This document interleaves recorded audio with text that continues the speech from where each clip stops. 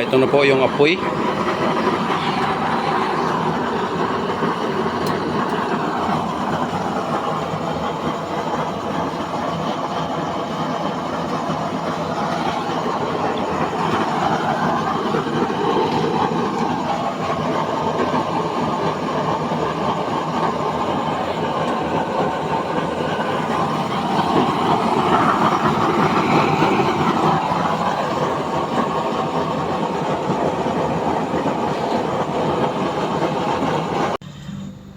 Magandang gabi po.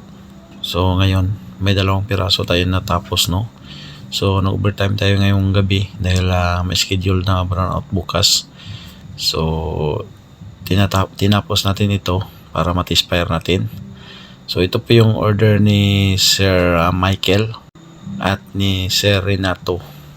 At ito naman yung kanyang nozzle burner. Ganun pa rin yung butas natin pang LPG mode. 8, 1.5, 16 at 24. Ganun sa kabila, complete na din ito. Mayroon na ding oil level regulator.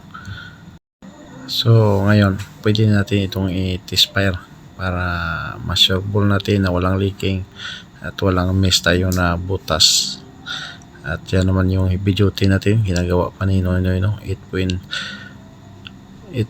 8 inches, yan yung heavy duty natin. Ito na po yung nagawa natin na bago, no, LPG mode. So ito yung order nila ni Sir Michael, taga Hulusulo, at saka si Sir Renato, taga Marikina. So yan sir, ito na po, dispare na po natin sir. Yan. So ang natin dito, ang blower natin dito sir ay kalahati lang po. So lagyan natin sang hole natin. Yan. So grabe kalakas, oh. Yan, lakas. So kalahati lang natin kasi may linuluto tayo, no, baka masusunog. Yan.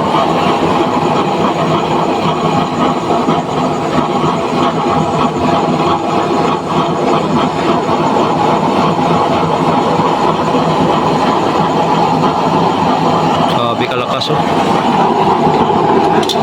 Yan.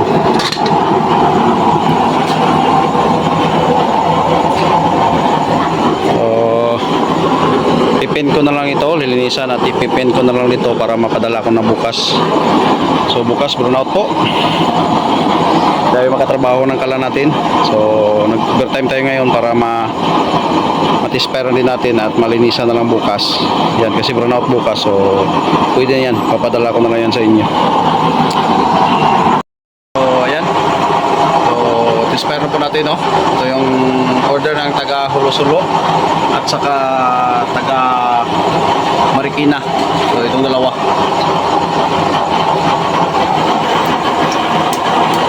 Yan. Pan po yan. LPG mode. Lakas. Okay, yan. Thank you. Maraming salamat sa panonood, sa mga subscriber natin at sa bago dito sa ating channel. Please subscribe at i-click yung notification bell para updated kayo palagi sa ating mga bagong mga video. Yan, thank you.